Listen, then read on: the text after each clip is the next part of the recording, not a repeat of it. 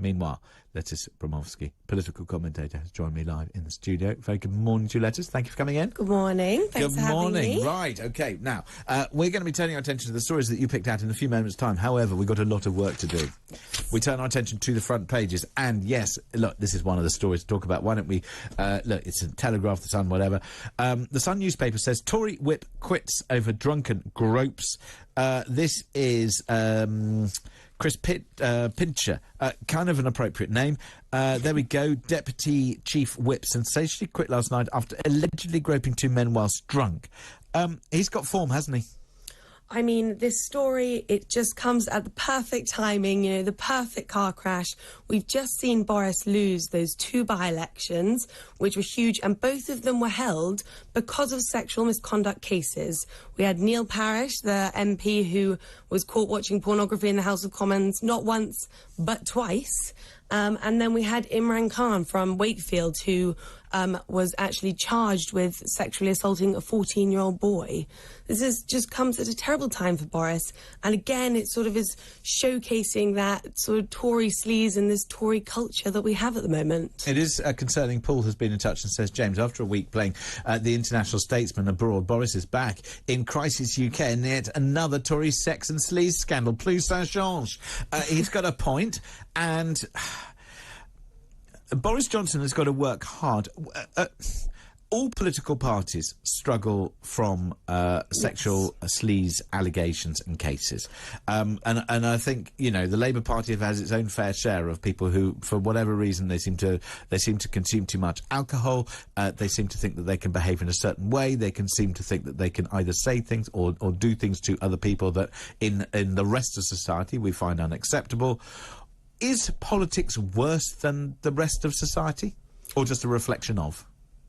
I'm not sure it's necessarily worse than the rest of society. On a point you just made there, the drinking culture they seem to have seems a little bit out of control. He says, you know, having just had a, yeah. you know, little... But then, you know, for reasonable, and I always say, and look, I'm actually quite serious about it, there is responsible drinking and there is irresponsible Completely. drinking. And I am 100% all for having that after-work drink, a bit of a de-stress, things like that.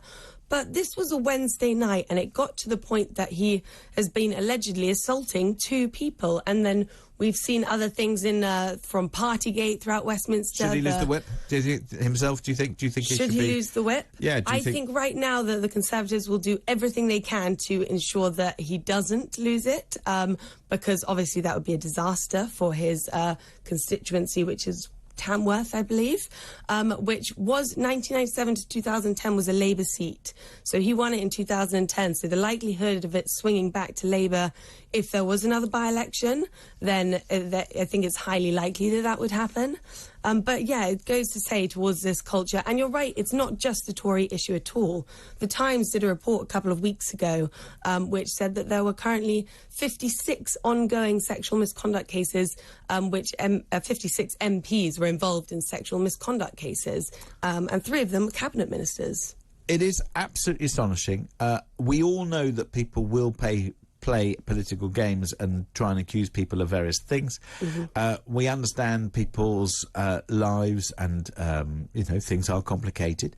That having been said, politics does seem to have a particular problem. And as you say, also drinking culture. When the revelations about Partygate, and I don't want to sort of rake over that old carcass, but what really shocked me, every Friday, 4:30 was Wind Down Friday. I've worked in many places, and a lot of places away from broadcast. So say, for example, I work for a major American investment bank, and quite often we would go for drinks after work. Not at 4:30 on a Friday, though. Well, yeah, exactly. It's this sort of need to have an alcoholic drink. Many people, like you say, have very stressful jobs and need that wind down, but it seems to be happening earlier and earlier and more regularly. Wednesday night at the Carlton Club, they think it's a private event, but now it's, you know, it's turned into the front page news story. I think politicians, we see it more because they're much more in front of the media. But why have they not changed when the rest of society has? So say, for example, during the week, you know, it's quite rare that I will have drinks, and particularly because of the nature of what I do and the time that I have to go to bed and all that sort of stuff. And the weekend, of course, you know, sometimes I let the hair down and there might be a few glasses of fizz or something will happen. I mean, you know, that. But, you know, this you don't go to work hanging. I mean, you know, years ago, Thursday night was actually our work night out. Yeah, you know, I think it still is. I think it is. Thursday's the new Friday. Well, I think Wednesday's the new Friday because it's Wednesday night because Friday people work from home and they can't be bothered to go in. That's true. But you know, but it wasn't every week and it wasn't all the time. And you certainly, you know, I mean, on occasion you go into work and you have a terrible hangover. But people, you know, people are very careful even then, you know, in terms of how they behave towards each other and the sort of things. And workplaces were very keen to say, you know, go and enjoy yourselves, but remember that this is a work environment. Remember that these are your colleagues. Remember that you have to be respectful. Remember that if you've had too much, get out of the situation, go home. Completely. Even now, going to any sort of work event, it's always sort of in the back of your mind thinking you've got to, remember, this is a work event. Don't embarrass yourself. Don't overdo it, like, stay in line. I think going back to your... senior bosses, go away, leave early. Do not say, because the older lot, frankly, they could never hold their alcoholic beverages. So the older you are, the earlier you must leave a work event drinks.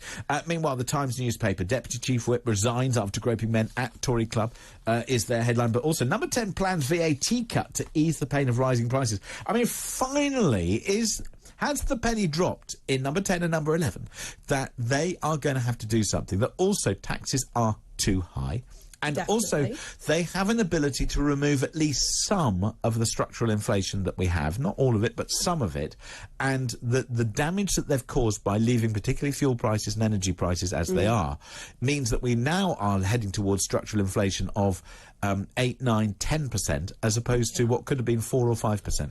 No, definitely. I mean, I'm not going to say that I'm an economist in any sense, but the idea of the Conservatives doing things that align with Conservative values, cutting taxes, cutting VAT like this is what we're looking for. This, to me, is a great story.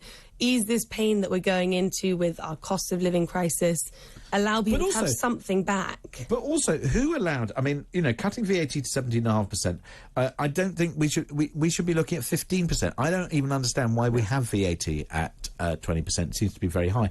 And particularly when we've got such high rates of taxation, one of the other stories is how many extra people have been brought into higher tax bands because of the lack of movement of those bands, that people kind of forget that the government have just left them where they are. 2 million extra people moving up a tax band means that more people are paying more tax. There has to be some give and take on this. We need to free up more money in the economy so that people can actually spend their own money, as opposed to the government just taking it and spending it doing the heck they like. Meanwhile, Daily Mail, if Harry and Meghan care so much about fairness, they should demand bullying report is public, says Jan Moyer. Meanwhile, top Tory resigns after groping 2 men. But also, this one for you, Gran, this is a success story of a British tennis player. Thank goodness for that at that time. Well done. This is Katie Bolter, who had a very successful day yesterday at Wimbledon, unlike Emma Raducanu, sadly. Didn't take long for the British public to move on from Emma, I would say.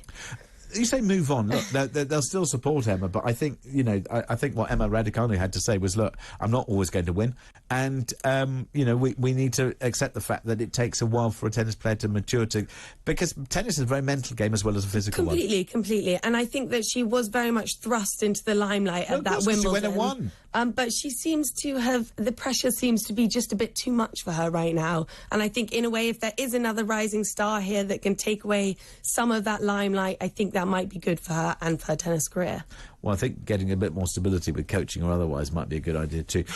Meanwhile, The Guardian says Tory Deputy Chief Whip resigns amid sexual misconduct claims, but also got a picture of a panda on the front page of The Guardian. Everybody likes an animal story, particularly on a Friday. Scientists get the grip on the way giant pandas eat. Quite why that's a front page story, I don't know, but it is.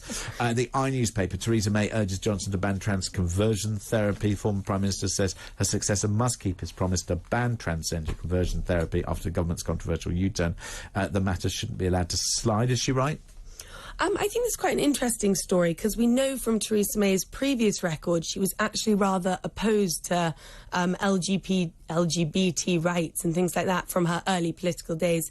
So this is sort of her own kind of U-turn. The concerns around the conversion therapy at the moment and doing the blanket law over it was that in things like conversion therapy counselling, trans counselling, things like that, it could be seen to be a sort of conversion therapy. Well, ultimately, you need to help you need to help somebody work out what direction they want to take as opposed to telling them what to do. And the problem with conversion therapy is that it does allow platforms for people to tell people what to do, and that's very, very problematic. Meanwhile, the Daily Telegraph, Tory whip quits over drunken groping is their front page story, but also lightning bolter, they say. Tennis story on the front page there. The Mirror, the 2 weeks of the year that we're interested in tennis. The Daily Mirror, innocent lost in House of Evil. We'll be talking about this story in just a few moments' time. Daily Express also covers that story about Logan Mwangi, so we're going to be talking about that story. That's going to be next. And also, I have got a story for you, Lettice, which I could sense you're going to be very excited about. That's all coming up here on Talk TV with me, James Max. Meanwhile, back to the papers, and Lettice Bromovsky, political commentator. So, to this story about Logan Mwangi, it's on the front pages of today's Mirror and Express newspapers, Lettice. It's a desperately sad story. No, this is truly an awful, awful story. The 5-year-old boy, Logan Mwangi, who last year was murdered by his mother, stepfather and stepbrother, and then yesterday this case was tried, and accumulatively between the three of them they got around 72 years. It is unprecedented for a 14-year-old to have their name released. Yeah.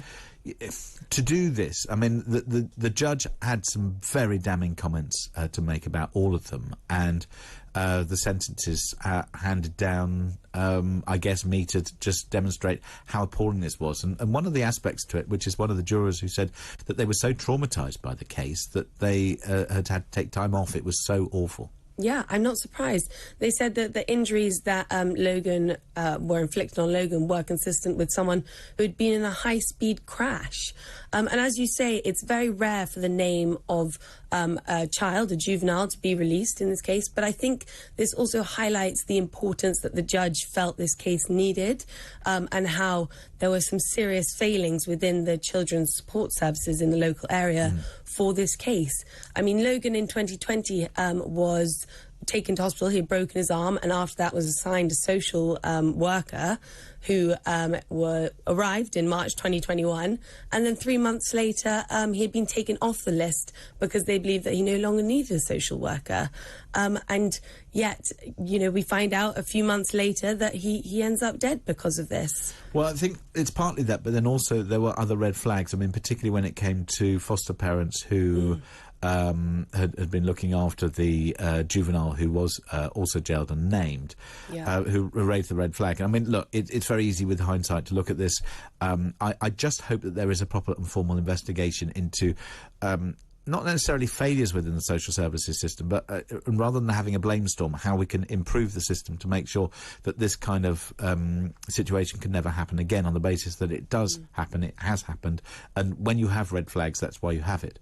I just hope that, you know, we improve the prospects that for some poor 5-year-old who had a miserable time throughout their life to have any sense of justice, needs to make sure that this can never happen again. Let's turn attention to The Independent. They're talking about defence spending. Yes, so Boris has finally wrapped up his time in the G7, and he's come out with the promise to increase defence spending by 2.5% by the end of the decade. This will measure out to around £55 billion. And is that in real terms? Yes. Because this is the point, isn't it, which is we've got inflation running at nearly 10%, and that means that all government departments are going to do that, if we're even going to keep pace with inflation.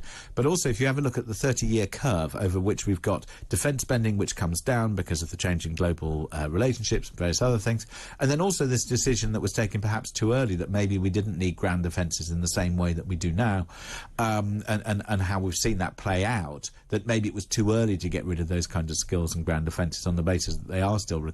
Yes, we need drones. Yes, we need, you know, tech defences.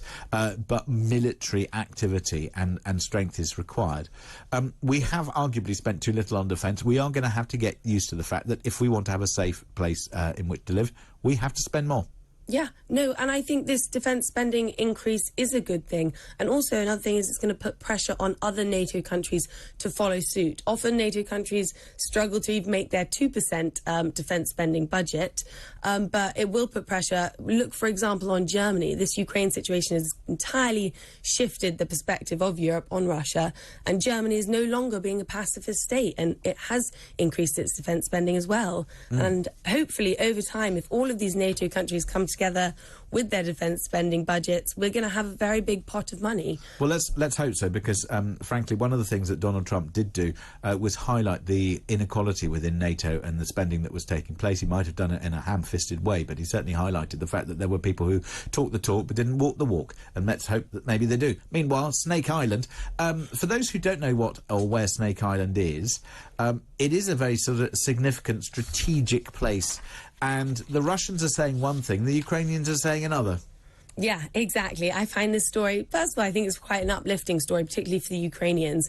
Right now, this small morale boost. So Snake Island was a sort of stronghold, sort of stronghold by Ukrainian soldiers back in February at the sort of start of this war, and then Russia took it over and they won back the island, but now Ukrainians have once again pushed Russians out of it, and so it's these sort of small wins that they need, but more than that, it's got huge strategic importance, so it will hopefully mean that now grain can move safely out of the ports in Odessa and on this coastline there, so it will ease on the famine situation. Let's hope it will. Meanwhile, let me just share with you, Lettice, a story about this. It's a cafe named they named a sandwich. They named a sandwich Jesus Christ. They unleashed hell. Its menu board was vandalised, whilst a mysterious note claimed that it was blasphemy and demanded £300. This is Millie Diggin, who's the owner of the Bridge Bakehouse, said she revamped her Sunday menu with a string of comedy names to try and cheer people up. We had a Jean-Claude Van Ham, hello, is it brie you're looking for, and a don't go bacon my heart. Jesus Christ was another grilled or cold using mature cheddar, mozzarella and onion chutney. It's our bestseller. I think that's wonderful. They're excellent names. Excellent names. Meanwhile, of course, Bernie Ecclestone on the back pages of all the newspapers. Oh, God. Exactly. Well, that was such a car crash. I watched his Piers Morgan interview yesterday. Not only did he defend Putin, but he then seemed to criticise Zelensky for the things he's done, saying he was simply going after fame. Absolutely. Quite extraordinary. Let's bring Mike Graham